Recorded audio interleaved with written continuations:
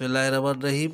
अस्सलाम वालेकुम नाज़रीन, मैं हूँ शौकत खानज़ादा और सबसे पहले मैं अपने तमाम दोस्तों बहन भाइयों का नहायत तहे दिल से शुक्रगुज़ार हूँ कि उन्होंने मेरी पहली तारुफ़ी वीडियो को पसंद किया, चैनल को सब्सक्राइब किया, मुख्तलिफ़ हौसला अफजाई के कमेंट्स किए।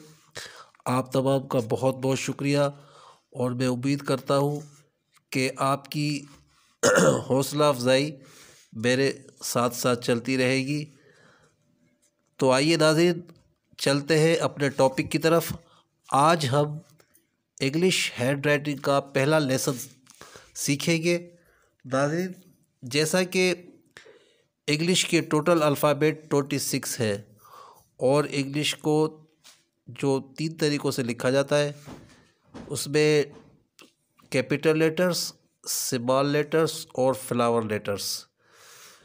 जो कैपिटल लेटर्स है वो हम बहुत कम यूज़ करते हैं और फ्लावर लेटर्स को भी बहुत ही कम इस्तेमाल करते हैं। सबसे ज़्यादा हम स्मॉल लेटर्स को इस्तेमाल करते हैं, लिहाजा मैं उनके साइज़ के हिसाब से उनके बारे में आपको सबसे पहले बता देता हूँ।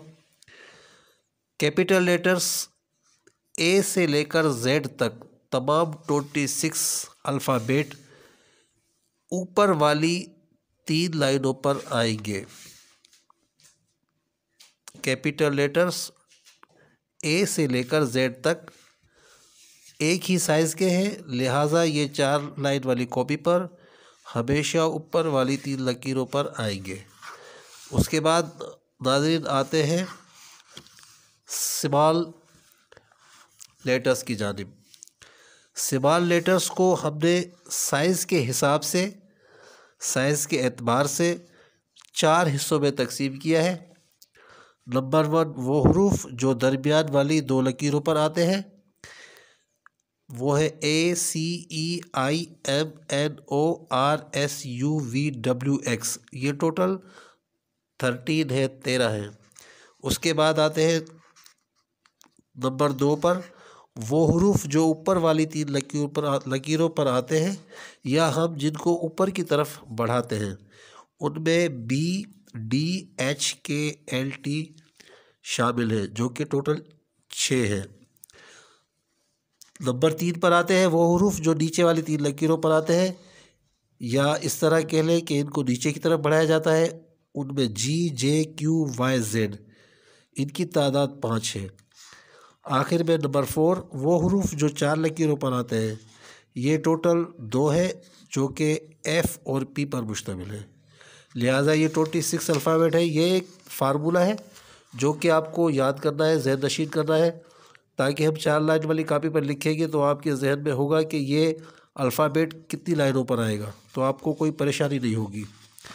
आइए आगे चलते हैं। नाज़रीन, इंग्लिश हैंड राइटिंग सीखने से पहले हम चंद लकीरों और हल्केदार शक्लों की प्रैक्टिस करेंगे, क्योंकि इसकी डायरेक्शन को सेट करने के लिए ये भी अल्फ़ाबेट ही का एक हिस्सा है, जो कि हम आगे चलकर इंशाल्लाह चौथे लेसन में आपको बताएंगे कि ये लकीरें और हल्केदार शक्लों की प्रैक्टिस हम क्यों कर रहे हैं। यह आपको आगे चलकर चौथे लेसन में इंशाल्लाह बताया जाएगा। तो नंबर 1 पर पहली लकीर दरमियान वाली 2 लाइनों पर आएगी, तिरछी लकीर होगी जो दरमियान वाली 2 लाइनों पर आएगी। तिरछी लकीर हम इस वजह से बना रहे हैं चूँकि हम कर्सिव हैंड राइटिंग सीख रहे हैं, वर्टिकल नहीं। कर्सिव हैंड राइटिंग में तमाम जो अल्फ़ाबेट होंगे वो तिरछे लिखे जाएंगे। 3 लकीरों का एक पेयर बनेगा और 3 पेयर एक लाइन पर आएंगे, इस तरह।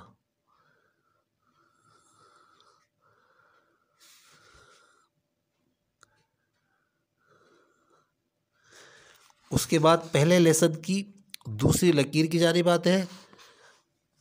ऊपर वाली 3 लाइनों पर यह लकीर आएगी इस तरह।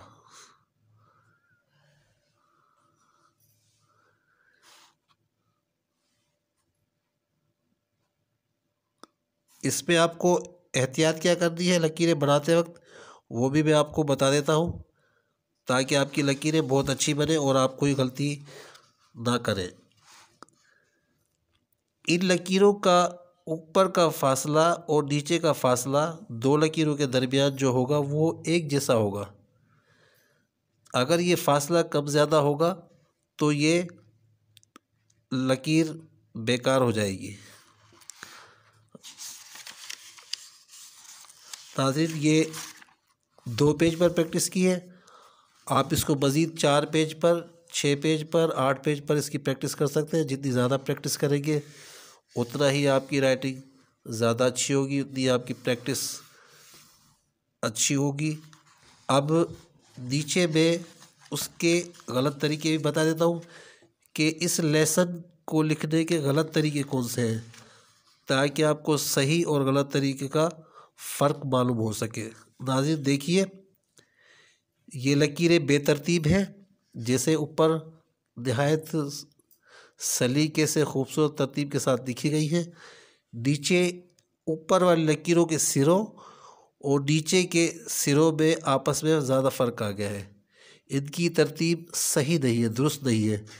तो आपने इस तरह नहीं लिखना, ऊपर वाले तरीके से लिखना है। नीचे ये मैंने आपको गलत जो तरीका है वो बताया है कि हम जो गलतियाँ करते हैं इस तरह नहीं होनी चाहिए। इस तरह, इसी तरह पहले लेसन की दूसरी लकीर पर ये बेतरतीब लकीरें बनाई गई हैं। इस तरह ये गलत प्रैक्टिस है, इसका गलत तरीका है जो हमने आपको बता दिया है। इंशाअल्लाह आपकी गलती नहीं होगी।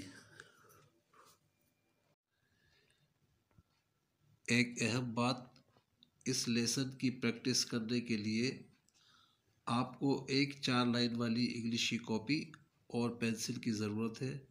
फ़िलहाल हम पेंसिल से प्रैक्टिस करेंगे। आगे चलकर किस मरहले पर पेन इस्तेमाल होगा मैं आपको बता दूंगा। राइटिंग शुरू करने से पहले नाज़रीन चंद वर्ड आपको मॉडल के तौर पर लिखकर दिखाता हूँ।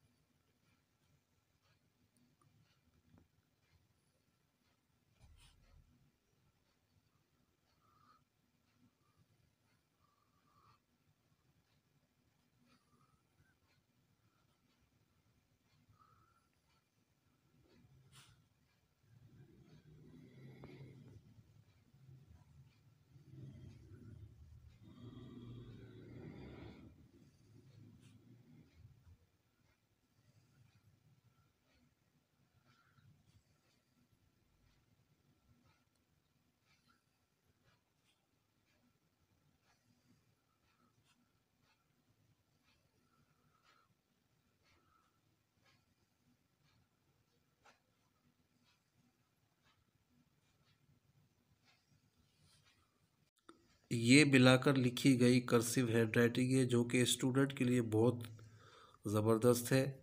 इस पे स्पीड बहुत अच्छी होती है। नाज़रीन, यहाँ पर सवाल पैदा होता है कि आखिर हम कर्सिव हैंडराइटिंग ही क्यों सीख रहे हैं, वर्टिकल क्यों नहीं। लिहाजा मैं आपको आगे चलकर ये प्रैक्टिकल करके दिखाऊंगा कि हम कर्सिव राइटिंग क्यों सीख रहे हैं। कर्सिव हैंडराइटिंग और वर्टिकल हैंडराइटिंग, इन दोनों का लिखकर इनका फ़र्क भी बताऊंगा, ताकि आप पर वाज़ेह हो सके कि कर्सिव राइटिंग वर्टिकल राइटिंग से ज़्यादा खूबसूरत लगती है और इसमें स्पीड भी अच्छी होती है और हमें ख़ास तौर पर एग्ज़ाम्स वगैरह के लिए स्पीड की ज़रूरत होती है। आखिर में आज की खूबसूरत बात, ज़िंदगी में 2 लोगों का बहुत ख़याल रखना। एक वो जिसने तुम्हारी जीत के लिए सब कुछ हारा हो और दूसरा वो जिसने खुद को हार कर तुम्हें जीता हो।